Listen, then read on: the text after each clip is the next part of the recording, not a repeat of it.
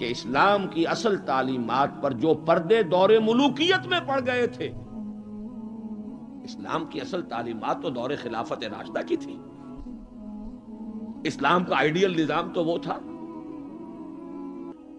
کہ دور فاروقی میں سفیر آیا ہے ایران کا، اس نے پوچھا اینا ملککم، تمہارا بادشاہ کہاں ہے؟ اسے جواب ملا لیس لنا ملکن بل لنا امیرن، ہمارا کوئی بادشاہ نہیں ہے، ہمارا تو ایک امیر ہے، امیر المومنین ہے ہمارا. بھئی وہ کہاں ہے؟ کوئی محل نظر نہیں آ رہا ہے اس چھوٹی سی بستی کے اندر. وہ ہمارے فاروق رہتا کہاں ہے جس کے نام سے تھرا رہے ہیں شہنشاہوں کے ایوان، لرزہ طاری ہے جس کے نام سے، رہتا کہاں؟ بتایا گیا کہ بیت المال کے کچھ اونٹ گم ہو گئے تھے، ہمارا وہ خلیفہ ان کو تلاش کرنے باہر گیا ہوا. وہ کسی کو ساتھ لے کر گیا ہوگا کہ پہچان تو سکے. تو دیکھا کہ تھک گئے تھے حضرت عمر فاروق، صبح سے تلاش میں تھے، اونٹ نہیں ملے، تھک گئے، دھوپ تیز ہو گئی، تو ایک جھاڑی کے ذرا سائے میں استراحت فرما رہے ہیں اپنا کوڑا اپنے سر کے نیچے رکھ کر. اس نے وہاں کھڑے ہو کر کہا اے عمر، تم انصاف کرتے ہو لہذا تمہیں کوئی خوف نہیں. ہمارے بادشاہ ظلم کرتے ہیں، ان کی جان کانپتی رہتی ہے، اونچی اونچی فصیلوں کے پیچھے بھی وہ لرزتے رہتے ہیں، انہیں باڈی گارڈز کی ضرورت ہے، ان کے لیے تو طرح طرح کی حفاظتوں کا سامان. یہ تھا نظام جو محمد عربی نے دیا صلی اللہ علیہ وسلم. دور ملوکیت میں تو پھر وہی ایوان سجے، وہی محل بنے، وہی چہیتی بیویوں کے لیے کروڑوں روپے کے مقبرے تعمیر ہوئے، محل بنے. جا کر دیکھ لیجئے الحمرا، دیکھ لیجئے جا کر محل. اب وہ محل ہیں لا یرا الا مساکنہم، وہ مسکن اور محل نظر آ رہے ہیں، ان میں رہ بسنے والوں کا نام و نشان مٹ گیا. لیکن یہ کہ دور بنو امیہ میں تو پھر بھی ابھی اس طرح کے محل نہیں بنے تھے. دور بنو عباس میں آ کر تو ملوکیت جو ہے اپنی پوری شدت کے ساتھ اور پوری تمام شان و شوکت کے ساتھ دوبارہ جو ہے ظاہر ہوئی. تو یہ اسلام کی تعلیم پر جو پردے پڑے ہیں، جو سرمایہ داری پھر آ گئی، جاگیرداری پھر آ گئی، بہانوں سے سود کو جائز کیا گیا، بیع مؤجل کے حوالے سے ہی سود کے لیے راستے کھول دیے گئے، یہ سارے جاگیریں دی جا رہی ہیں، یہ سارا کا سارا نظام آ گیا. ظاہر بات ہے جسے سعودی ماڈل درکار نہیں، جسے ایرانین ماڈل منظور نہیں، وہ اس ماڈل کو کیسے پسند کرے؟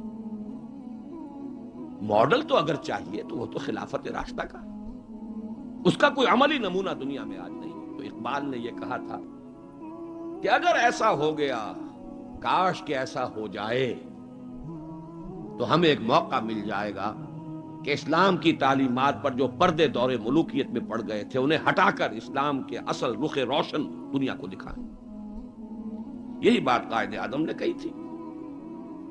ہمیں پاکستان اس لیے مطلوب ہے کہ عہد حاضر میں اسلام کے اصول حریت و اخوت و مساوات کا ایک نمونہ دنیا کے سامنے پیش کر سکے. یہ بات دوسری ہے، 45 برس بیت گئے شمسی حساب سے اور 46.5 برس بیت چکے ہیں قمری حساب سے، ابھی تو کہیں وہ مساوات اور حریت اور اخوت کہیں نظر نہیں آ رہی. وہ تو ایک قوم بھی کئی قومیتوں میں بٹ گئی، لسانی اور علاقائی اور صوبائی عصبیتوں کا دورہ ہے. ڈھونڈ اب اس کو چراغ رخ زیبا لے کر، وہ ایک قوم جو ہندوؤں کے مقابلے میں ایک قوم بن گئی تھی، اب تو وہ تحلیل ہو چکی، اس کا کوئی وجود ہی نہیں ہے. میں بہرحال اس مرثیے پر زیادہ وقت صرف نہیں کرنا چاہتا. اس وقت عرض یہ کرنا ہے، آج کے انسان کی اصل ضرورت ایک ماڈل. زبانی کلامی بات کوئی قبول نہیں کرے گا. خلافت راشدہ کی مدح کریں گے، وہ کہیں گے پدرم سلطان بود تو راجے، تم کیا ہو؟ اپنی شکل دیکھو، تم کیا ہو؟ تم تو ہم سے بدتر ہو. تمہارے ہاں ڈسکریمنیشن، سید زیادہ تو سید زیادہ ہے ہی ہے، اونچائی ہے، اخلاق کا کتنا ہی پست ہو، اور یہ مسلی یہ تو ہے ہی نیچ، چاہے اخلاق اور کردار میں کتنا ہی اونچا ہو جائے. یوں تو سید بھی ہو، مرزا بھی ہو، افغان بھی ہو، تم سبھی کچھ ہو، بتاؤ تو مسلمان بھی ہو. تمہارا تمدن، تمہاری تہذیب، تمہارا نظام بدترین نظام. بڑے پیارے اشعار کہے علامہ اقبال نے، کہلوائے تو ہیں ابلیس کی زبان سے، اصل میں اس کے پردے میں پیغام اپنا دیا ہے۔ اور ان کی یہ نظم جو ہے ابلیس کی مجلس شورا، ان کے انتقال کے بعد چھپی ہے، یہ آخری دور ہے ان کا۔ اس لیے میں کہا کرتا ہوں کہ اقبال کا پیغام اگر دیکھنا ہو امت مسلمہ کے نام، تو یہ نظم جو ہے ابلیس کی مجلس شورا، یہ ان کا آخری پیغام۔ یہ ظاہر بات ہے کہ وہ کوئی نبی تو نہیں تھے معاذ اللہ، عام انسان تھے، ذہنی ارتقاء کے مختلف مراحل سے گزرے ہیں، تو ان کا ارتقاء جہاں تک ہوا ہے اس کی آخری صورت جو ہے وہ نظمیں ہیں کہ جو ارمغان حجاز میں شامل ہیں۔ جانتا ہوں میں یہ امت حامل قرآن نہیں، ہے وہی سرمایہ داری بندہ مومن کا دین۔ جانتا ہوں میں کہ مشرق کی اندھیری رات میں بے ید بیضا ہے پیران حرم کی آستین۔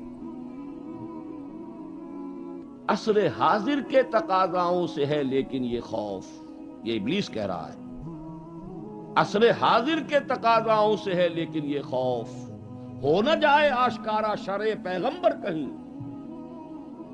الحذر، آئین پیغمبر سے 100 بار الحذر، حافظ ناموس زن، یہ ہے معاشرت، مرد آزماں مرد آفرین۔ موت کا پیغام ہر نوع غلامی کے لیے، نہ کوئی فغفور و خاکہ نہ گدائے رہنشی۔ کرتا ہے دولت کو ہر آلودگی سے پاک و صاف، منعموں کو مال و دولت کا بناتا ہے امین۔ اس سے بڑھ کر اور کیا فکر و عمل کا انقلاب، بادشاہوں کی نہیں اللہ کی ہے یہ زمین۔ یہ ہے انقلاب۔ چشم عالم سے رہے پوشیدہ یہ آئیں تو خوب، ابلیس کہہ رہا ہے نا، چشم عالم سے رہے پوشیدہ یہ آئیں تو خوب، یہ غنیمت ہے کہ خود مومن ہے محروم یقین۔ یہ ماڈل آج کے انسان کی اصل ضرورت ہے۔ اب میں آپ کو بتاتا ہوں نبی اکرم صلی اللہ علیہ وسلم نے یہ ماڈل دیا کہ نہیں دیا۔ حضور صلی اللہ علیہ وسلم کا یہ ماڈل آج دنیا کا ہر باشعور انسان یہ ماننے پر مجبور ہے کہ آئیڈیل ماڈل، بدترین دشمنوں نے اقرار کیا۔ ایم این رائے 1920 میں لیکچر دیا اس نے، ہسٹوریکل رول آف اسلام، لاہور میں دیا، وہ کتاب اب بھی بھارت میں چھپتی ہے۔ اس نے کہا کہ تاریخ انسانی کا عظیم ترین انقلاب وہ ہے جو محمد نے برپا کیا صلی اللہ علیہ وسلم۔ گاندھی نے 1937 میں جب پہلی مرتبہ ہندوستان میں انگریزوں نے ہمیں کچھ تھوڑی سی سیلف گورنمنٹ دینی شروع کی تھی، 35 کا ایکٹ جو ہے گورنمنٹ آف انڈیا ایکٹ 1935، اس کے نتیجے میں پھر الیکشنز ہوئے سن 36 میں، اور پھر وزارتیں بنی اور پورے ہندوستان میں کانگریس کی وزارت۔ ہریجن میں مقالہ لکھا گاندھی نے اور اپنے ان وزیروں کو کہا، ہدایت کی کہ ابو بکر اور عمر کے ماڈل کو سامنے رکھنا۔ میں تمہارے سامنے ابو بکر اور عمر کی مثال پیش کروں۔ مجھے ایک واقعہ اور یاد آیا ہے، یہ تو چیز چھپی ہوئی ہے، ہریجن کا مقالہ ہے، اس کو تو کوئی شخص ویریفائی کر سکتا ہے۔ ایک واقعہ جو ہے یہ ایک روایت ہے۔ میں جب پہلی مرتبہ حیدرآباد دکن گیا تھا، یہ آج سے کوئی 10 سال پہلے کی بات ہے، وہاں ایک مولانا ابوالکلام آزاد انسٹیٹیوٹ ہے، اس میں میری ایک تقریر تھی، کھچا کھچ بھرا ہوا ہال۔ ایک صاحب جو گورنر رہے تھے، پرانے کانگریسی بوڑھے 80 برس کی عمر کے گورنر رہے تھے بہار کے، بھی نام مجھے اس وقت ذہن سے اتر گیا ہے، وہ ان کی صدارت تھی۔ وہاں میں نے تقریر کی مولانا ابوالکلام آزاد مرحوم کے ایک زندگی کے بارے میں، اب اس کا تفصیل میں یہاں بیان نہیں کروں گا۔ تو ایک صاحب جو وہاں ریٹائر ہوئے تھے عثمانیہ یونیورسٹی سے as head of the political science department, وہ مجھ سے ملے۔ انہوں نے ایک تو مجھے یہ کہا کہ آج تک ابوالکلام کے بارے میں اگرچہ میں نے 20 لوگوں کو پی ایچ ڈی کرا دی ہے مولانا ابوالکلام آزاد کی زندگی اور ان کے خیالات، افکار، نظریات، ان پر 20 کو میں نے پی ایچ ڈی کرائی ہے اپنی نگرانی میں، لیکن اتنا کلیئر کانسیپٹ میرے سامنے ابوالکلام کا آج تک نہیں تھا۔ اور وہ 2 جملے میں بیان کر دیتا ہوں۔ میں نے یہ کہا کہ ابوالکلام کی زندگی کے 2 دور تھے، 1912 سے لے کر کا اور 1920 تک کا ابوالکلام، یہ تسلسل تھا تحریک شہیدین کا. سید احمد بریلوی رحمت اللہ علیہ اور شاہ اسماعیل شہید رحمہ اللہ، ان کی جو تحریک جہاد تھی اس کا معنوی تسلسل ہے ابوالکلام الہلال اور البلاغ والا ابوالکلام. لیکن پھر 1920 میں اس نے ہمت ہار دی، ماحول سے تعاون نہیں ملا، مخالفت ہوئی علماء کی طرف سے. اس کھاتے کو بند کر کے حزب اللہ کا کھاتا، حکومت الہیہ کے قیام کی جد و جہد، یہ چیپٹر کلوز کیا ابوالکلام. 1920 سے لے کر اور پھر 1958 تک، اپنے انتقال تک کا یہ جو دور ہے ابوالکلام کا، یہ ہے 1857 کی جنگ آزادی کا تسلسل. اگر آپ کے ذہن میں اپنی پچھلی صدی کی یہ دو تحریکیں ہوں، 1930 کی جو تحریک تھی، 1830 کی، 1826 سے لے کر 1831 میں پھر شہادت ہوئی ہے بالا کوٹ میں، یہ جو تحریک تھی اس کا تسلسل ہے الہلال اور البلاغ والا ابوالکلام. 1857 میں جنگ آزادی تھی، انگریز کے خلاف بغاوت، اسے غدر کہتے تھے، اب جنگ آزادی کہتے ہیں. انگریزی دور میں ہم نے جب تاریخ پڑھی تھی تو وہ غدر کے نام سے تھی. اس میں ہندو اور مسلمان دونوں شریک تھے، متحدہ جد و جہد تھی انگریز سے نجات پانے کی. تو ابوالکلام کی 1920 کے بعد سے لے کر باقی زندگی جو ہے وہ در حقیقت مانوی تسلسل ہے اس جنگ آزادی کا جو 1857 میں لڑی گئی اور ناکام ہو گئی. ناکام تو وہ بھی ہو گئی، تحریک شہیدین بھی ناکام، 1857 کی جنگ آزادی بھی ہو گئی. بہرحال انہوں نے ایک بات تو یہ بتائی، اور مجھے اصل میں جو یاد آیا تھا معاملہ وہ ان کے ایک اور قول کا تھا. 1917 میں وہ کہتے ہیں کہ میں علی گڑھ میں پڑھتا تھا. اس وقت تک وہ صرف ایک کالج تھا، ابھی یونیورسٹی نہیں بنا تھا، اور ہاسٹل میں رہتا تھا. تو ایک روز شور مچ گیا، گاندھی جی آئے، گاندھی جی آئے، گاندھی جی آئے. گاندھی ابھی نئے نئے آئے تھے ساؤتھ افریقہ سے، اور وہ گویا کہ انڈیا کے پولیٹیکل ہورائزن پر ابھی وہ ایک رائزنگ سن کی حیثیت سے تھے. شور مچ گیا، گاندھی جی آئے، گاندھی جی آئے. خیر وہ ہم نے ان کو گھیر لیا، کہا کچھ خطاب کیجیے. ان کا خطاب نہیں، میں تو صرف دیکھنے آیا تھا. اور وہ گیا تھا، پہلے حاضری دی تھی سر سید کے قبر پر. پھر اس نے کہا میں آپ لوگوں کو ایک تو خوشخبری دیتا ہوں، آپ کے کالج کے یونیورسٹی بننے کا فیصلہ ہو گیا ہے، چارٹر آپ کی یونیورسٹی کا منظور ہو گیا ہے. آپ کو معلوم نہیں ہوگا، میں آپ کو خوشخبری دے رہا ہوں. لیکن ایک بات میں آپ سے اور کہتا ہوں، لوگ ہم گوش ہو گئے. اگر آپ کا کالج یا آپ کی یونیورسٹی ایک عمر پیدا کر دے تو بہت بڑا احسان ہوگا نو انسان. لیکن مجھے یقین ہے آپ عمر پیدا نہیں کر سکتے، اس لیے کہ میں آپ کے ہاسٹلوں میں چکر لگا چکا ہوں. وہاں قالین بچھے ہوئے ہیں، وہاں عیش اور آسائش کے سامان ہیں. اس ماحول میں عمر پروان نہیں چڑھتا. میں یہ سمجھتا ہوں کہ علامہ اقبال نے جو اشعار لکھے ہیں، شاید یہ واقعہ ہی ہو کہ جو اس کی تحریک بنا ہو. تیرے صوفے ہیں افرنگی، تیرے قالی ہیں ایرانی، لہو مجھ کو رلاتی ہے جوانوں کی تن آسانی. تو معلوم ہوا کہ یہ عمر کا وہ مقام گاندھی کی نگاہ میں تھا. اور پھر سن 1937 میں 20 برس بعد وزیروں کو کہا ہے کہ ابو بکر اور عمر کو اپنے سامنے ماڈل کی حیثیت سے رکھو. ایچ جی ویلز نے کہا ہے، اگرچہ حضور کی ذاتی زندگی پر، خاص طور پر ازدواجی زندگی پر بڑے رقیق حملے کیے، لیکن پھر اس نے جب حجۃ الوداع کے ذکر پر آتا ہے concise history of the world میں، اس کا پرانا آپ کو کوئی ایڈیشن تلاش کرنا ہوگا، نئے ایڈیشن میں سے یہ پیسیجز نکال دیے ہیں نئے ایڈیٹرز نے. لیکن یہاں کی یونیورسٹی سے میں نے نکلوا کر ایک دفعہ ویریفائی کیا تھا، چونکہ مجھے تو بہت پرانے یہ الفاظ یاد تھے، لیکن پھر میں نے انہیں تازہ کیا کراچی یونیورسٹی کی لائبریری سے.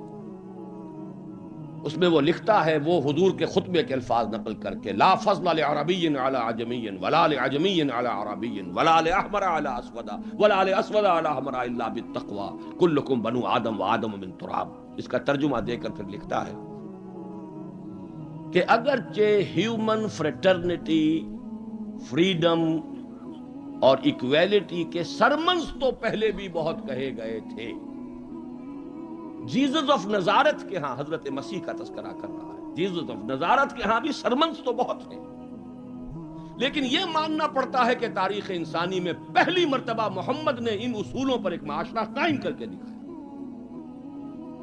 اس سے بڑا ٹریبیوٹ کیا ہوگا؟ اور دشمن ہے، ذاتی اعتبار سے حملے کر رہا ہے، رقیق حملے کر رہا ہے، استہزاء کر رہا ہے یہ تعدد ازدواج کا، لیکن یہ بات ماننے پر مجبور ہے کہ انسانی تاریخ میں پہلی مرتبہ انسان کی حریت، اخوت اور مساوات کے اصولوں پر مبنی ایک نظام قائم کیا محمد صلی اللہ علیہ وسلم. اور نوٹ کیجئے یہی 3 الفاظ قائد اعظم نے استعمال کیے تھے. ہم پاکستان اس لیے چاہتے ہیں کہ عہد حاضر میں اسلام کے اصول حریت و اخوت و مساوات کا ایک نمونہ دنیا کو دکھا. اسی طرح پھر ڈاکٹر مائیکل ہارٹ کی دی 100 مشہور کتاب ہے. بہرحال یہ ماڈل، یہ رحمت محمد الرسول اللہ صلی اللہ علیہ وسلم انسان کو عطا کر چکے ہیں، اور اپنے تو بہرحال مدح کریں گے ہی. اپنوں کی تو آنکھ محبت اور عقیدت کی آنکھ ہے، لیکن میں نے یہ گواہیاں دی ہیں اغیار کی، دشمنوں کی. اب آئیے دوسری آیت کی طرف. لقد کان لکم فی رسول اللہ اسوۃ حسنہ. یہاں خطاب ہو رہا ہے تمہارے لیے اللہ کے رسول کی زندگی میں، اللہ کے رسول کی شخصیت میں ایک عمدہ نمونہ ہے. پہلے تو غور کیجئے لکم سے مراد کیا ہے. یہاں خطاب مسلمانوں سے ہے، یہاں پوری نوع انسانی سے نہیں ہے. یہ فرق ہے، نوٹ کر لیجئے. پہلی آیت کے مقابلے میں خطاب کا رخ اس آیت میں یہ محدود ہے، مسلمانوں کی طرف خطاب. اے مسلمانوں، تمہارے لیے رسول کی شخصیت میں ایک عمدہ نمونہ ہے. آپ کہیں گے کس دلیل سے یہ کہہ رہے ہیں؟ اسی آیت کا جو دوسرا ٹکڑا ہے وہ عام طور پر پڑھا نہیں جاتا. لقد کان لکم فی رسول اللہ اسوۃ حسنۃ لمن کان یرجو اللہ والیوم الآخر وذکر اللہ کثیرا.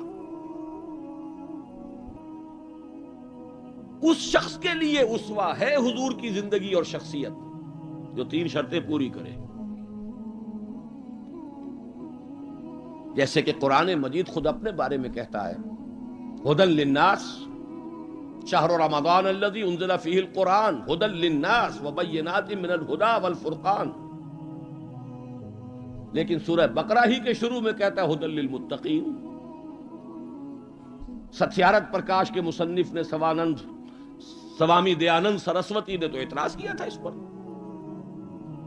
14واں باب، بدنام زمانہ 14واں باب یاد ہوگا. اس کا حل کیا ہے اس اشکال کا؟ قرآن اپنی جگہ ہدایت ہے پوری نوع انسانی کے لیے تا قیام قیامت، لیکن اس سے استفادہ وہی کرے گا جس میں استفادے کی پیاس اور طلب. پیاس ہی نہیں، بہترین مشروب رکھ دیجئے، پیے گا نہیں انسان. بھوک نہیں، بیماری کی وجہ سے ذائقہ منہ کا خراب ہے. آپ نے دیکھا ہوگا ماؤں کو بیچاریاں بچوں کی کیسی کیسی خوش آمدیں کرتی ہیں، بیٹے کچھ کھا لو، یہ کھا لو، وہ کھا لو، یہ، لیکن اس کا منہ کا ذائقہ بگڑا ہوا کچھ نہیں کھاتا. بھوک مری ہوئی ہے کچھ نہیں کھاتا.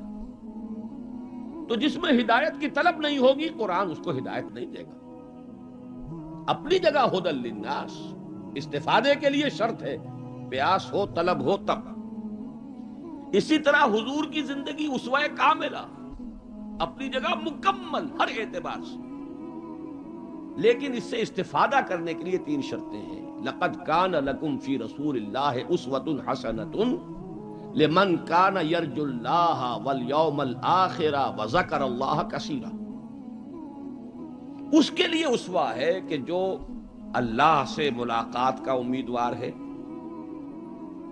یوم آخرت پر یقین رکھتا ہے، حساب کتاب کا یقین ہے، اور اللہ کا ذکر کرتا ہو کثرت کے ساتھ، اس کے لیے اسوہ. بہت اہم ہے یہ نقطہ جو عام طور پر اس آیت کا دوسرا ٹکڑا جو ہے وہ سنایا ہی نہیں جاتا. لقد کان لکم فی رسول اللہ اسوۃ حسنۃ لمن کان یرجو اللہ والیوم الآخر وذکر اللہ کثیرا. اللہم ربنا اجعلنا منہم، اے اللہ ہمیں ان لوگوں میں شامل فرما جو ان 3 شرطوں کو پورا کر کے اور محمد الرسول اللہ صلی اللہ علیہ وسلم کے اسوہ حسنہ سے استفادہ کر سکے۔ اب نوٹ کیجئے حضور کا یہ اسوہ نمونہ کس کس پہلو سے ہے۔ اس میں بھی ذرا 3 مراحل آئیں گے۔ سب سے پہلے یہ کہ ایک فرد کی حیثیت سے اسوہ کاملہ، خاص طور پر میرے نزدیک تو یہ سیرت النبی کا اعجاز ہے، معجزہ ہے۔ اگرچہ حضور کا سب سے بڑا معجزہ قرآن ہے، لیکن خود اپنی جگہ پر سیرت النبی معجزہ ہے۔ کس معنی میں؟ انسان کی جتنی حیثیتوں کا آپ تصور کر سکتے ہیں ان تمام حیثیتوں میں اسوہ موجود ہے محمد الرسول اللہ صلی اللہ علیہ وسلم۔ باپ کی حیثیت سے اسوہ موجود، حضرت مسیح کی زندگی میں تو نہیں، انہوں نے شادی نہیں کی۔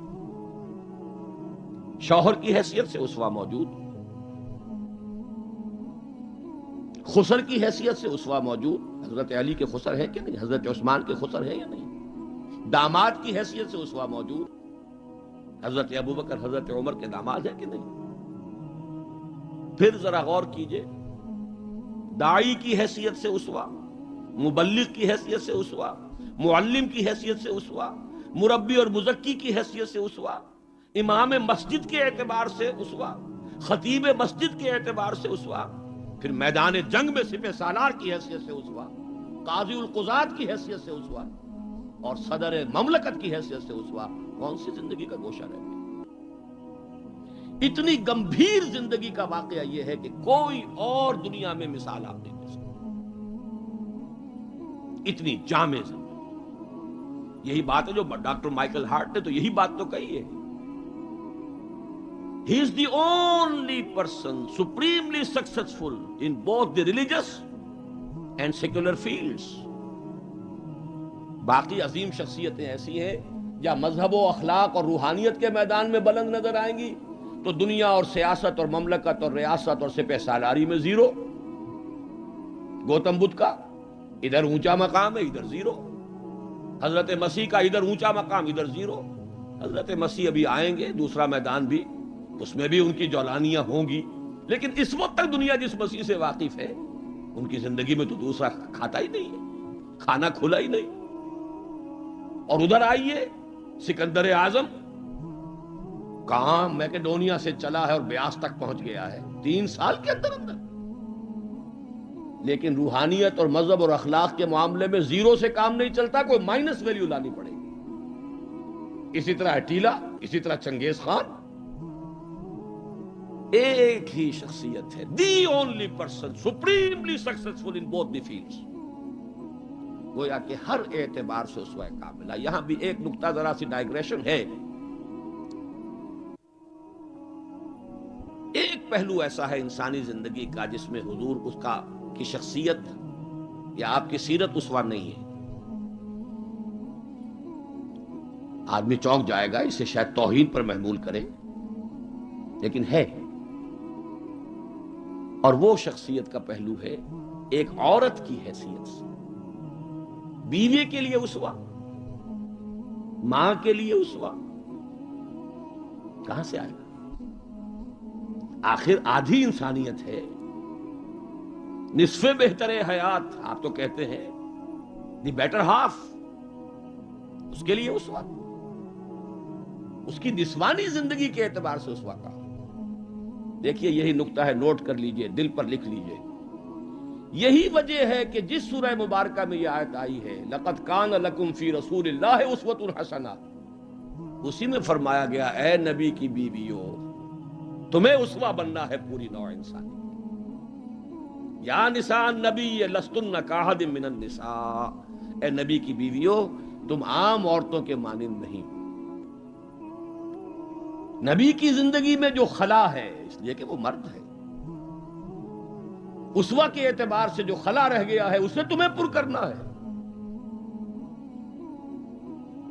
انما یرید اللہ لیذھب عنکم الرجس اہل البیت ویطہرکم تطہیرا، اللہ چاہتا ہے کہ تم سے ہر طرح کی گندگی آلائش کو خوب دھو کر پاک کر دے، تطہیر جتنا کہ تطہیر کا حق ہے بتمام و کمال تمہاری شخصیتوں میں پورا ہو جائے، اس لیے کہ تم پوری امت کے لیے، نوع انسانی کے لیے اسوہ کی وہ کمی کہ جو سیرت محمدی میں ہے صلی اللہ علیہ وسلم، اس خلا کو پر کرنے والی بنو گی۔ بہرحال انفرادی حیثیت میں گمبھیر ترین اسوہ حضور کی زندگی میں موجود، اسی کا ایک رخ اور بھی ہے انفرادی زندگی کا، اور وہ ہے اخلاقیات۔ حضور کا اپنا قول ہے، انما بعثت لاتمم مکارم الاخلاق، مجھے اس لیے بھیجا گیا ہے، مبعوث کیا گیا ہوں تاکہ اخلاق کی بہترین جو بلندیاں ہیں ان کی تکمیل کر دوں، اتمام کر دوں۔ اس کا مفہوم کیا ہے، اس کو سمجھ لیجیے۔ علیحدہ علیحدہ انڈیویجول ایتھیکل ویلیوز، اخلاقی قدریں مختلف انبیاء کی زندگی میں اپنے نقطۂ عروج کو پہنچ چکی تھی۔ صبر میں حضرت ایوب سے آگے کس کا مقام ہوگا؟ ان کے تو نام کا جز ہے ایوب صابر، محاورہ ہے صبر ایوب۔ تسلیم میں حضرت اسماعیل سے آگے کون جائے گا؟ جو گردن رکھ رہا ہے، ابا جان چلائیے چھری، ستجدنی انشاءاللہ من الصابرین۔ سر تسلیم خم ہے جو مزاج یار میں آئے، اس سے کوئی اونچا مقام ہوگا؟ استقامت میں حضرت نوح سے آگے کوئی جا سکتا ہے؟ 950 برس کس پر آئے؟ 950 برس، فَلَبِثَ فِيهِمْ أَلْفَ سَنَةٍ إِلَّا 50 عَامًا۔ دعوت اور تبلیغ میں استقامت سے اس سے آگے تو کوئی مقام ممکن نہیں۔ غیرت اور حمیت اور جلال دین کے لیے حضرت موسیٰ سے آگے کون جائے گا؟ زہد اور لذات دنیا سے کنارہ کشی میں حضرت مسیح اور حضرت یحییٰ سے آگے کون سا مقام؟ اب کمی کون سی تھی؟ یہ ہے بات سوچنے کی۔ پھر اتمام کس کا کیا حضور؟ یہ اتمام ہے جامعیت کا اتمام، ان تمام اقدار کو جمع کر کے ایک بہترین گلدستہ توازن، اعتدال کے ساتھ ان سب کو ایک شخصیت میں جمع کر دینا، یہ ہے وہ اتمامی اور تکمیلی شان جو محمد الرسول اللہ صلی اللہ علیہ وسلم کی ہے اس میدان میں۔ زہد بھی ہے لیکن ازواج مطہرات بھی ہے، نکاح بھی ہے۔ وہ زہد نہیں ہے کہ جو رہبانیت والا زہد ہو۔ حضرت عائشہ کی شہادت ہے کہ حضور بیٹھے ہوتے تھے ہمارے مابین اور پیار اور محبت کی باتیں ہوتی تھیں، وہ زاہد خشک کا معاملہ نہیں تھا حضور کا۔ حضور نے خود فرمایا مجھے تمہاری اس دنیا سے 3 ہی چیزیں پسند ہیں، ان میں سے ایک عورت کا ذکر کیا، کوئی حجاب نہیں، جو فطرت ہے جو اللہ نے بنائی ہے، بھرپور عائلی زندگی بسر کی ہے، اور بہت محبت کرنے والے اور محبت دینے والے شوہر تھے محمد صلی اللہ علیہ وسلم۔ لیکن جیسے ہی اذان کی آواز آتی تھی ایسے اٹھ کر چلے جاتے تھے کہ جیسے ہم سے کوئی تعلق ہی نہیں، سروکار ہی نہیں، ہم سے واقف ہی نہیں کہ ہم کون۔ یہ ہے وہ درمیان قار دریا تختہ بندم کر دئی، بازمی گوئی کے دامن ترمکن ہوشیار باش۔ اچھا دیکھیے، یاد آ گیا ہے آپ کی بھی طبیعت اس وقت جو ہے، میں تو دیکھ رہا ہوں آمادگی ہے، وقت کچھ زیادہ بھی صرف ہو جائے تو کوئی حرج نہیں۔ رجم کا ایک واقعہ ہو رہا ہے حضرت مسیح کی زندگی میں، وہ میری مگدلین پڑھا ہوگا آپ نے، زانیہ تھی، جرم ثابت ہو گیا، اسے رجم کرنے کے لیے لے کے جا رہے تھے، شور مچا ہوا تھا، حضرت مسیح بھی گزر رہے تھے، کیا معاملہ ہے؟ یہ ہے، فرمایا ٹھیک ہے چلو، خود بھی چلے۔ اب جب اسے باندھ دیا گیا، اب کھڑے ہو کے فرمایا ٹھیک ہے، قانون ہے رجم کا اور یہ شریعت موسوی کا حکم ہے، رجم ہونا چاہیے، لیکن اس کو پہلا پتھر وہ مارے جس نے خود کبھی زنا نہ کیا۔ میں کہتا ہوں حیرت ناک بات ہے یہ کہ اتنی شرافت ان لوگوں میں تھی کہ ایک ایک جو ہے وہاں سے کھسکنا شروع ہو گیا، مجمع چھٹ گیا۔ یہ ایک رخ ہے زندگی کا۔ حضور کی شخصیت میں اب آپ کو 2 رخ جمع ملیں گے۔ وہ غامدیہ خاتون آئی ہے اور اس نے کہا حضور مجھ سے وہ خطا ہو گئی ہے، مجھے پاک کر دی۔ حضور نے پوچھا کہ کہیں کوئی حمل تو نہیں ہے؟ جی حمل بھی ہے۔ تو جاؤ، جرم تمہارا ہے، اس جان کا کیا جرم ہے جو تمہارے پیٹ میں ہے؟ وضع حمل کے بعد آنا۔ اب آئی ہے وہ وضع حمل کے بعد، بچہ گود میں ہے۔ حضور وہ مرحلہ طے ہو گیا، اب مجھے پاک کر دیجئے، رجم کر دیجئے، میں پاک ہو جاؤں، دنیا کی سزا میں بھگت لوں گی، آخرت میں اللہ مجھے بچا۔ فرمایا ابھی تو اس بچے کی زندگی تمہارے ساتھ وابستہ ہے، جاؤ دودھ پلاؤ۔ کچھ دنوں کے بعد پھر آئی ہے، بچے کے ہاتھ میں روٹی کا ٹکڑا ہے، کھا رہا ہے۔ فرمایا ہاں اب ٹھیک ہے، لے جاؤ اس کو رجم کر دو، اللہ کا حکم ہے۔ لا تاخذکم رافت فی دین اللہ ولا تاخذکم بہما رافت فی دین اللہ، اللہ کا حکم ہے، کرنا ہوگا، چاہے اپنے سینے پر پتھر رکھنا پڑے، اب رجم کرنا ہوگا۔ لیکن جب رجم ہو گیا ہے اور وہ خاتون جو ہے ان کا انتقال ہو گیا، کسی کی زبان سے نکل گیا کتنی بے حیا عورت تھی، حضور نے ڈانٹ دیا، نہیں، اس عورت نے وہ توبہ کی ہے کہ اگر تمام مدینے والوں پر تقسیم کر دی جائے تو سب کی نجات کا ذریعہ بن جائے۔ یہ توازن ہے، حکم رب کا نفاذ بھی ہے، اس میں اپنی ذاتی شفقت کو آڑے نہیں آنے دینا ہے، لیکن یہ نہیں ہے کہ اس سے کوئی سوء ظن ہو۔ مریض سے دشمنی نہیں ہوتی، مرض سے دشمنی ہوتی، مریض سے تو ہمدردی ہوتی، اور اس نے تو وہ توبہ کی ہے۔ بہرحال انفرادی سطح پر میں نے ایک تو عرض کیا کہ اسوہ محمدی کی جامعیت کبریٰ، نمبر 2 اخلاقی میدان میں تکمیل، یعنی تمام جتنی اخلاقی اقدار ہیں بلند اور اعلیٰ، ان کا مجموعہ حسین گلدستہ، جس میں ہر شے اپنے اپنے مقام پر صحیح توازن اور اعتدال کے ساتھ ہے، یہ ہے خاص معاملہ محمد الرسول اللہ صلی اللہ علیہ وسلم۔ دوسرا اسوہ حضور کا وہ میں بیان کر چکا، ایک ماڈل پیش کر دیا، نوع انسانی کے لیے ایک ماڈل، وہ نظام قائم کیا، کس نے کیا؟ محمد الرسول اللہ نے کیا صلی اللہ علیہ وسلم۔ اگرچہ یہ نوٹ کر لیجئے کہ اس ماڈل کا جو اصل ہے دور، وہ ہے دور فاروقی، یہاں بھی کہیں آپ یہ نہ کہیں توہین کر رہا، دور نبوی نہیں ہے اس کا ماڈل۔ کیوں؟ حضور کی حیات طیبہ میں تو ابھی انقلابی عمل جاری تھا، ریولوشنری پروسیس تھا اپنے پورے جوبن کے اوپر، نظام قائم ہوا اور آپ کا انتقال ہو گیا، بلکہ آپ نے خود چوز کیا ہے۔ اللہم فی الرفیق الاعلی، اے اللہ بس میرا کام پورا ہو گیا، اب میں مزید یہاں رہنے کو تیار نہیں، خود خطبہ دیا آپ نے۔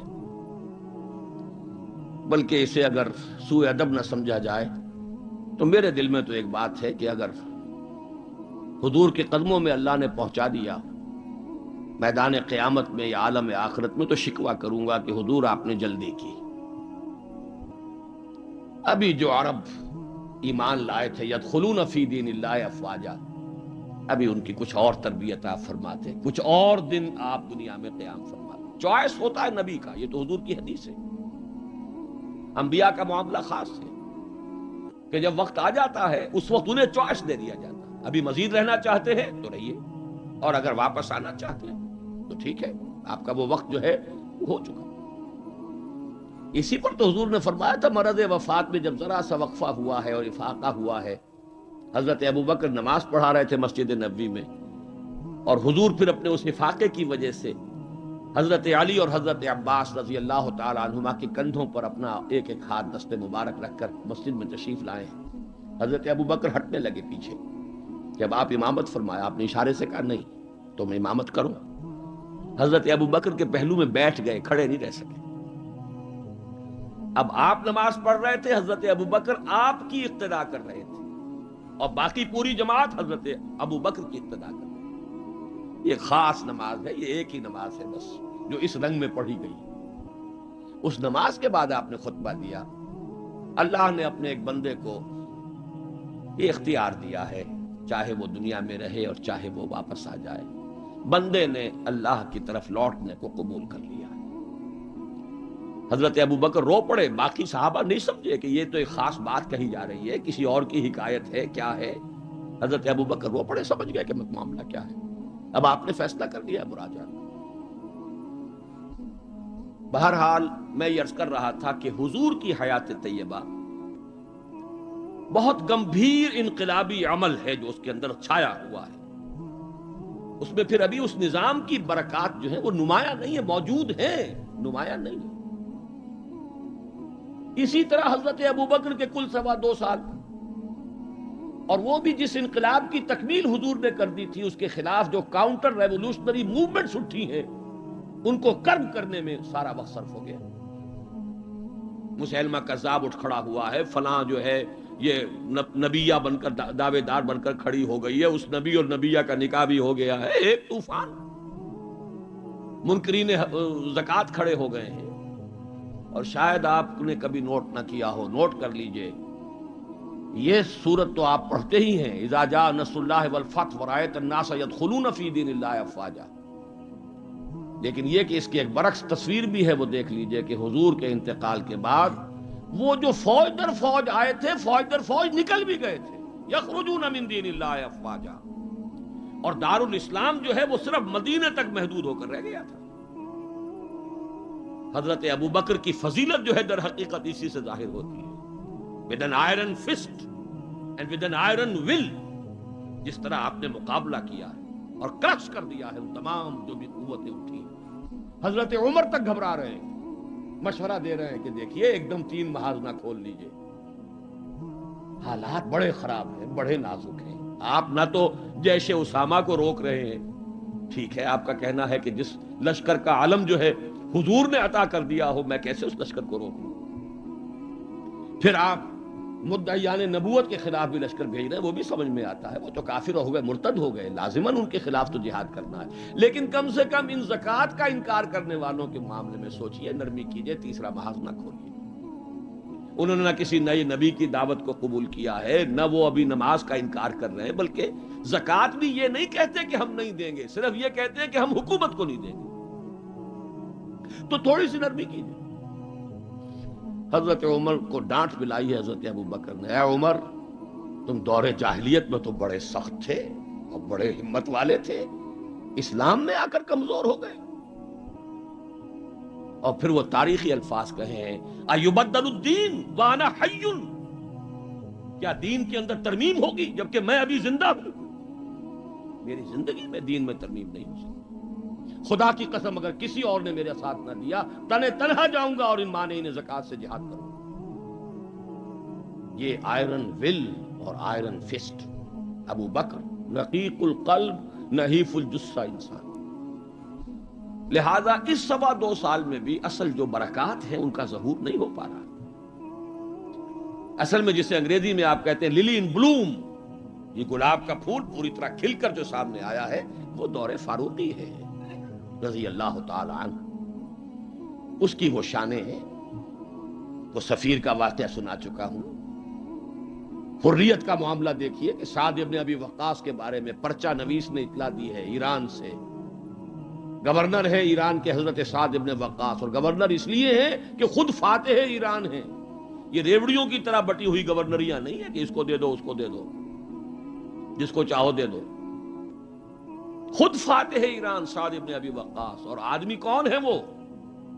ایک ہی انسان ہے جس کے بارے میں حضور نے فرمایا، اے سعد تم پر میرے ماں باپ قربان. غزوہ احد میں جب لرغہ کیا ہے کفار نے اور حضور کو شہید کرنے کے لیے سرتوڑ کوشش کی ہے، اس وقت تیر اندازی کر رہے تھے حضرت سعد ابن ابی وقاص رضی اللہ تعالیٰ عنہ، یکی از عشرہ مبشرہ. اس وقت حضور نے کہا تھا تیر چلائے جاؤ اے سعد، تم پر میرے ماں باپ قربان. وہ سعد ہیں کہ پرچہ نویس نے اطلاع دی ہے کہ سعد نے اپنے گھر کے باہر ایک ڈیوڑی بنا لی ہے، دربان کھڑا کر دیا ہے. حضرت بلال کو بھیجا ہے، خط میں ڈانٹ دی ہے، لیکن بلال کو حکم تھا کہ پہلے جا کر ڈیوڑی کو آگ لگا دینا، پھر یہ خط دینا سعد کو. نے آگ لگائی ہے، پھر جا کر یہ خط دیا ہے. خط میں لکھا ہے سعد، لوگوں کو ان کی ماں نے آزاد جنا تھا، تم نے انہیں اپنا غلام کب سے بنا دیا. حریت کا اس سے اونچا تصور کوئی ہوگا؟ ایک عورت ٹوک رہی ہے، عمر جی محمد عورت تھی، یہ کیا تم نے حکم نافذ کیا ہے کہ مہر اس سے زیادہ نہیں ہوگا؟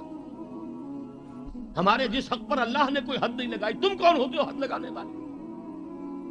قرآن کی آیت ہے، بات ہے تم احداہن قنطارا، تم نے اگر اپنی کسی بیوی کو ڈھیروں دیا ہو سونا تب بھی واپس نہیں لے سکتے. جب قرآن نے ڈھیروں سونے تک کی اجازت دی ہے، تم کون ہوتے ہو اس کے اندر ترمیم کرنے والے؟ عمر وہیں کہتے ہیں آج ایک بڑھیا نے عمر کو دین سکھایا اور آرڈیننس واپس.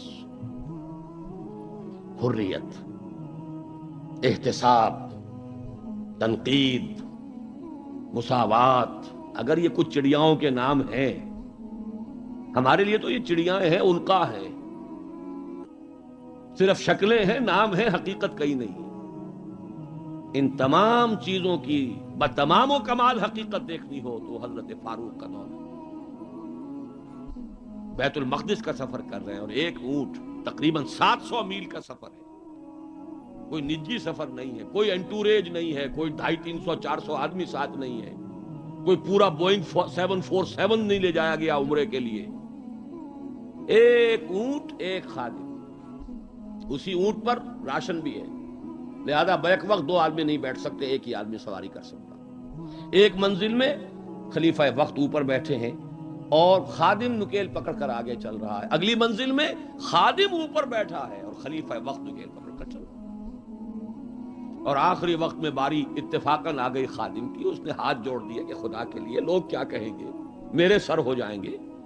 فرمایا نہیں، الدور دورک، نہیں، باری تمہاری. اور اس محاذ پر تھے کون کمانڈر؟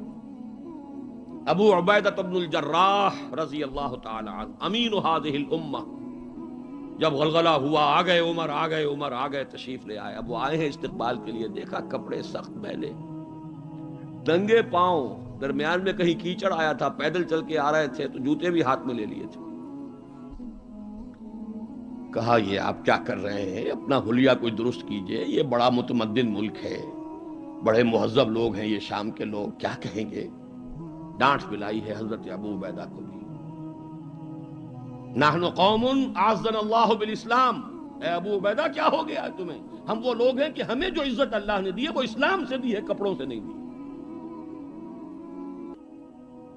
واقعہ یہ ہے کہ یہ ہے وہ heights by great men reached and kept. یہ مثالیں ہیں، یہ آئیڈیل ہے، یہ اسوہ ہے، اور اس میں کمال عمر کا نہیں ہے، کمال محمد الرسول اللہ کا ہے صلی اللہ علیہ وسلم. درخت اپنے پھل سے پہچانا جاتا ہے، عمر تو درخت کا پھل ہے، ابو بکر اس درخت کے پھل ہیں، صحابہ کرام اس شجرہ طیبہ کے برگ و بار ہیں. اسوہ تو محمد کا ہے صلی اللہ علیہ وسلم. لیکن اب آگے آئیے، اسوے کی تیسرا حصہ ہے اسوہ کا، اور یہ نوٹ کر لیجئے جس مقام پر یہ آیت وارد ہوئی ہے سورہ احزاب میں. پہلے تو میں نے آپ کو بتایا سورہ احزاب ہی میں وہ آیت بھی ہے جس میں اسوہ خواتین کے لیے حضور کے ازواج مطہرات. لیکن یہ آیت کہاں آئی ہے پرٹیکولرلی؟ وہ ہے غزوہ احزاب، جنگ کا مرحلہ. یہ جنگ کس لیے لڑی جا رہی تھی؟ غلبہ دین کے لیے، لِیُظْهِرَهُ عَلَى الدِّینِ كُلِّهِ. چھاپڑا صاحب سے آپ نے وہ سورہ صف کی آیات سن لی ہیں، کاش کہ وہ ایک آیت اور شامل کر دیتے اس سے پہلے، اس لیے کہ اس وقت کا جو دنیا کا نقشہ ہے وہ اس آیت میں. یریدون لیطفئوا نور اللہ بافواہہم، یہ چاہتے ہیں کہ اللہ کے نور کو، اللہ کے اس نور کو اپنی منہ کی پھونکوں سے بجھا دیں. واللہ متم نورہ ولو کرہ الکافرون، اور اللہ تو اپنے نور کا اتمام فرما کر رہے گا چاہے کافروں کو کتنا ہی ناگوار ہو. هو الذی ارسل رسولہ بالہدی ودین الحق لیظہرہ علی الدین کلہ ولو کرہ المشرکون. اس کا ترجمہ آپ سن چکے ہیں. وہ یہ اللہ جس نے بھیجا اپنے رسول کو الہدا اور دین حق دے کر تاکہ غالب کریں اس کے کل کے کل دین پر، پورے کے پورے نظام زندگی پر، تمام کے تمام نظاموں پر، دینوں پر، چاہے مشرکوں کو کتنا ہی ناگوار ہو. اسی کے لیے جہاد کی پکار ہے. هل ادلکم علی تجارۃ تنجیکم من عذاب الیم تؤمنون باللہ ورسولہ وتجاہدون فی سبیل اللہ باموالکم وانفسکم. اسی کے لیے قتال کی ترغیب ہے. یہ اس پہلے حصے میں ہے. ان اللہ یحب الذین یقاتلون فی سبیلہ صفا کانہم بنیان مرصوص. تو حضور کا ایک اسوہ تو پوری نوع انسانی کے لیے ہے، وہ ماڈل جو آپ نے دکھا دیا، قائم کر کے نظام کی ایک مثال دنیا کے سامنے پیش کر دی. یہ ممکن ہے، قائم ہو سکتا ہے، یہ کہانی نہیں ہے، یہ تو تاریخ کا نصف النہار ہے. 5000 برس قدیم بات ہوتی تو کہتے پتہ نہیں ڈھکوسلا ہے، ہوا بھی ہے کہ نہیں ہوا. یہ تو عین ہسٹوریکل ایرا ہے، تاریخی حقائق ہیں، پوری دنیا مان رہی ہے. روز روشن نصف النہار پر سورج تاریخ کا ہے، جبکہ محمد رسول اللہ صلی اللہ علیہ وسلم نے یہ ماڈل پیش کیا جس کا کہ اقرار اور اعتراف دشمن کر رہے ہیں. تو وہ اسوہ تو ہے پوری نوع انسانی کے لیے. میں نے آپ کو نوٹ کرایا تھا لقد کان لکم. وہ اسوہ جو اس امت کے لیے ہے وہ کون سا اسوہ ہے؟ وہ اسوہ ہے وہ طریقہ کار جس سے کہ آپ نے وہ انقلاب برپا کیا. کیسے قائم کیا؟ منہج کیا تھا؟ منہاج کیا تھا؟ طریقہ کار کیا تھا؟ پہلے کیا کیا تھا؟ پھر کیا کیا تھا؟ اگلا قدم اٹھایا تو کیوں اٹھایا؟ پہلے نہیں اٹھایا تو کیوں نہیں اٹھایا تھا؟ کیا سبب ہے کہ مکے میں حکم دیا جا رہا ہے چاہے تمہارے ٹکڑے اڑا دیے جائیں، تمہیں زندہ آگ کے اندر جلا دیا جائے، تب بھی تم ہاتھ نہیں اٹھاؤ گے؟ کفو ایدیکم، اپنے ہاتھ بندھے رکھو. نو ریٹیلیشن، نو ریونج، کوئی انتقام نہیں، کوئی قصاص نہیں. آئے گا وہ وقت جب تمہارے ہاتھ کھول دیے جائیں گے. نغمہ ہے بلبل شوریدہ تیرا خام، ابھی اپنے سینے میں اسے اور ذرا تھام. ابھی اپنے ہاتھ روکے رکھو، چاہے تمہارے جسم کے ٹکڑے کر دیے. کیا وجہ ہے؟ پھر کیا وجہ ہے؟ ہاتھ کھل گئے، کیوں کھل گئے؟ فیصلہ کن چیز کون سی تھی؟ ہاتھ بندھے ہوئے تھے تو کیوں بندھے ہوئے تھے؟ کھلے تو کیوں کھلے؟ کب کھلے؟ کس تبدیلی کی وجہ سے کھلے؟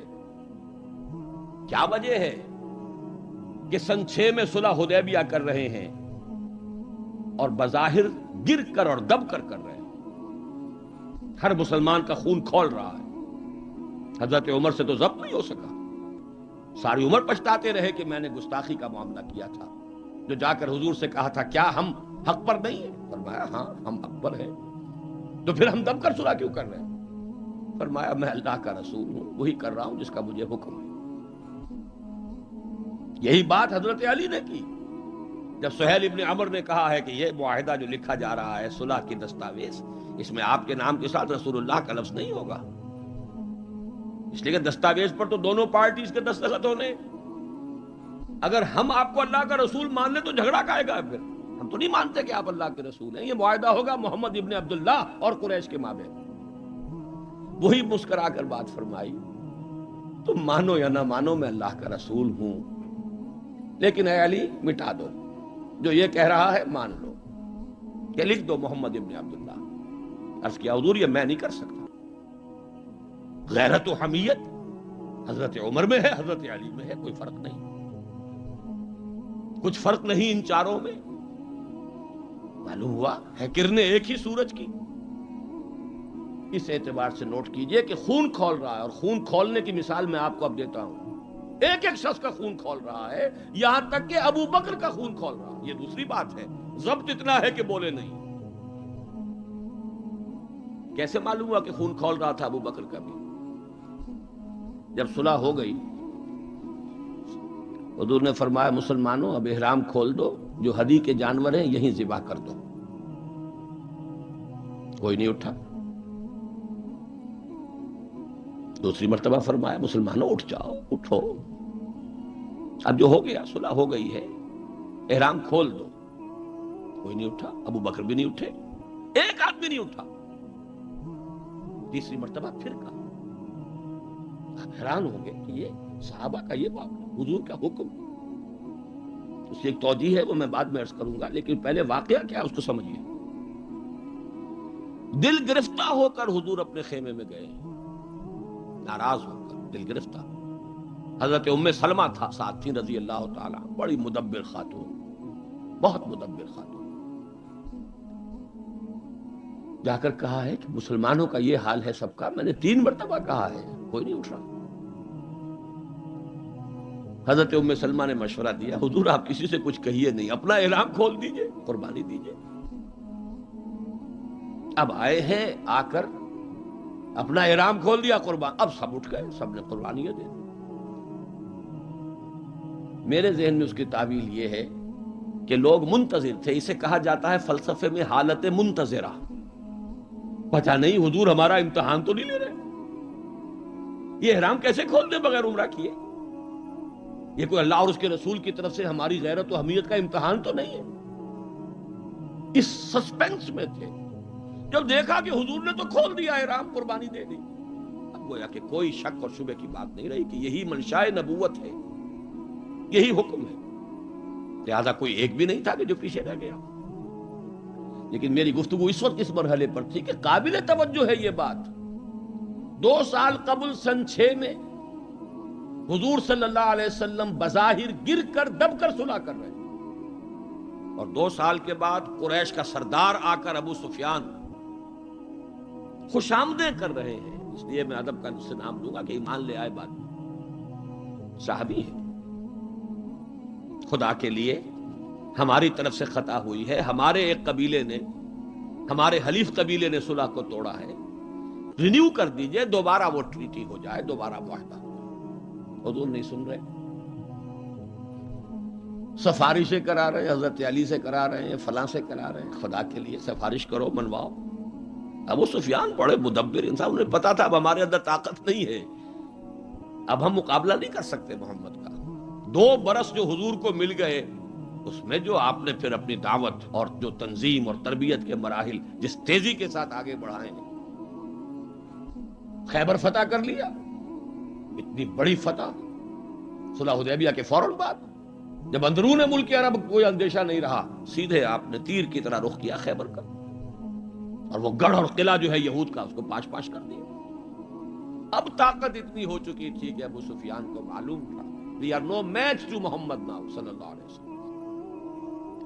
اس لیے بلکہ اس میں بھی واقعہ سن لیجئے، حضرت ام حبیبہ ابو سفیان کی بیٹی ہے، حضور کے نکاح میں ہے، معلوم ہوا کہ this is the nearest approach، اس سے زیادہ سفارش اور کون سی ہوگی، اپنی بیٹی جو ہے خود نبی کے گھر میں، بڑی امیدیں لے کر گئے ہوں گے ابو سفیان۔ حضرت ام حبیبہ کے حجرے میں جب گئے، چارپائی پر بیٹھنے لگے تھے، انہوں نے کہا ابا جان ذرا ٹھہریے، بستر بچھا ہوا تھا اس کو طے کر دیا، کہا اب بیٹھیے۔ اب یہ قریش کا سردار، مکے کا چیف، پوچھتے ہیں بیٹی یہ بستر میرے لائق نہ تھا یا میں اس بستر کے لائق نہ تھا؟ فرمایا ابا جان آپ اس بستر کے لائق نہیں ہیں، یہ محمد الرسول اللہ کا بستر ہے، آپ مشرک ہیں، کافر ہیں، نجس ہیں۔ تو میں یہ کہا کرتا ہوں کہ کیا ان کو خیال رہا ہوگا کہ اب کیا سفارش کے لیے اس بیٹی سے کہے جن کا معاملہ، جس کا طرز عمل یہ ہے۔